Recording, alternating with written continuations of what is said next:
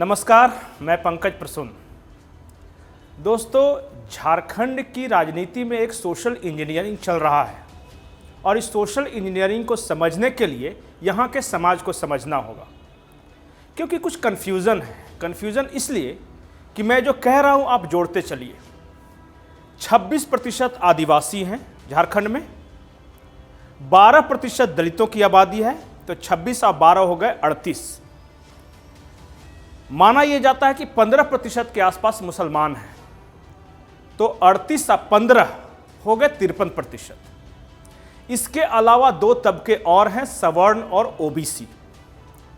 अगर 53% झारखंड की जनसंख्या में दलित, आदिवासी और मुसलमान हैं, तो इसमें सवर्ण कितने हैं और तब जो बचा वही ओबीसी होंगे। आमतौर पर ऐसा दावा किया जाता है कि ओबीसी की संख्या 55% है, लेकिन चूंकि 53% वो है तो फिर 55% ये कैसे हो सकते हैं। ये झमेले में हम नहीं पड़ना चाहेंगे। हम आज अपने मूल मुद्दे की ओर आते हैं कि झारखंड की राजनीति में सोशल इंजीनियरिंग जो चल रही है वो किस प्रकार चल रही है। सबसे पहले आदिवासी समूह की बात करते हैं। आपको पता होगा कि पिछले एक हफ्ते में भारतीय जनता पार्टी की ओर से सिमडेगा, बानो और गुमला के कई इलाकों में सरना सनातन सम्मेलन का आयोजन किया गया। मकसद ये है कि पिछली बार जो 28 में से 26 एसटी सीटें बीजेपी हार गई थी और भारतीय जनता पार्टी को ऐसा लगता है कि हेमंत सोरेन ने जिस तरह की राजनीति की है उससे आदिवासी समुदाय के बीच पार्टी की पकड़ कमजोर हुई है, तो अपने लॉस्ट ग्राउंड को रिगेन करने के लिए पार्टी कई तरह के योजनाएं, प्रोग्राम चला रही है और सरना सनातन महासम्मेलन उसी की एक कड़ी है। दूसरी कड़ी यह है कि जब सुनील बंसल, जो कि भाजपा के संगठन महासचिव हैं, वो जब झारखंड में आए तो उन्होंने खूंटी को चुना और खूंटी में वो पहुंचे कहाँ, तो भगवान बिरसा मुंडा के प्रतिमा को वहाँ माल्यार्पण करने। बिरसा मुंडा भी अपने आप में सिंबोलिज्म है। सिंबोलिज्म इसलिए क्योंकि ये क्रिसमस का त्यौहार है और 1899 में क्रिसमस के ही दिन भगवान बिरसा मुंडा ने अपने 7000 लड़ाकों के साथ उलगुलान का ऐलान किया था और वो उलगुलान था अंग्रेजों के खिलाफ, महाजनों के खिलाफ। और बाद में जो उसमें सोशल एलिमेंट्स जो आए कि समाज सुधार कैसे हो, वो बाद में आए, लेकिन डायरेक्ट उनके दुश्मन तो उस वक्त ईसाई या अंग्रेज ही थे। बीजेपी इस चीज को भुनाना चाहती है। बीजेपी का तो ये भी मानना है, या बीजेपी के एक नेता से बात हो रही थी, उनका कहना है कि बिरसा मुंडा तो जनेऊ भी पहनते थे। इस सिंबोलिज्म को आप समझिए। दूसरा तबका है दलित।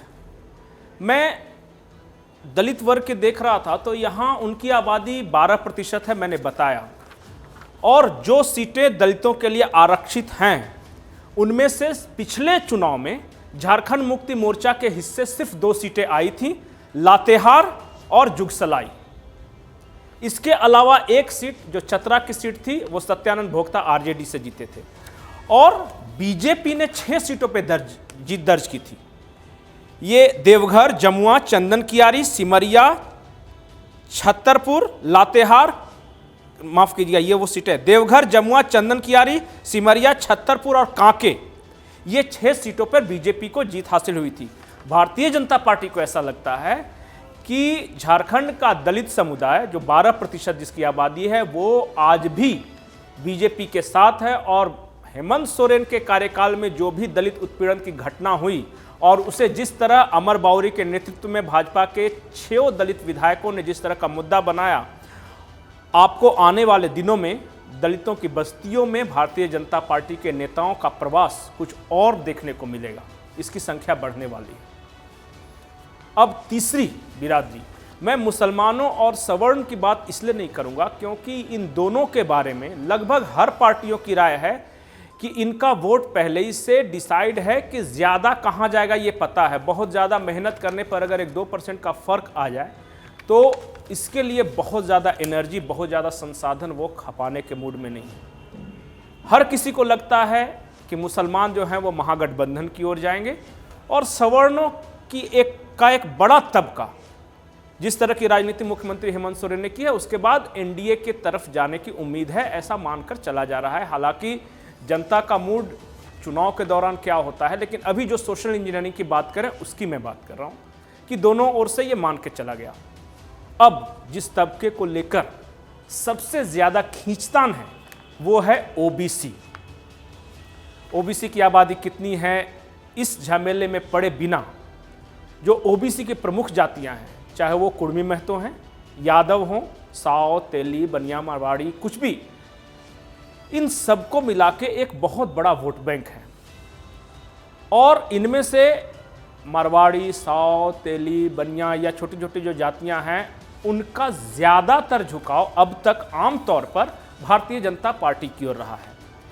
सबसे ज़्यादा यहाँ खींचतान अगर किसी वोट बैंक को लेकर है तो वो है कुर्मी महतो वोट बैंक, और दोनों ओर से प्रयोग किए जा रहे हैं।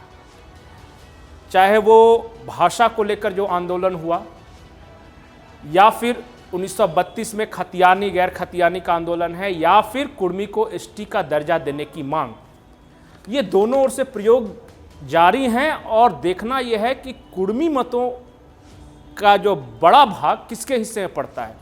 एक इसमें बड़े प्लेयर सुदेश महतो भी हैं। सुदेश महतो का एनडीए के साथ रहना क्या कुर्मी मतों का ध्रुवीकरण एनडीए की ओर करेगा, ये सब देखने वाली बात होगी। लेकिन प्रयास जारी हैं दोनों ओर से। अगर एक ओर महागठबंधन है वो दलित, मुसलमान और आदिवासी, इसका कॉम्बिनेशन ट्राई कर रहा है, तो दूसरी ओर भारतीय जनता पार्टी है जो कि सरना, दलित, ओबीसी और सवर्ण, इसका अम्ब्रेला बनाना चाहता है। और आने वाले दिनों में कौन इसमें कितना सफल हुआ, किसने ज़मीन पे ज़्यादा काम किया, कौन अपने अपने टारगेट जाति समूहों को समझाने में ज़्यादा कामयाब हुआ, सिर्फ इसी बुनियाद पर इस बात का फैसला होगा कि आने वाले चुनाव में किसे ज़्यादा सफलता मिलेगी। नमस्कार।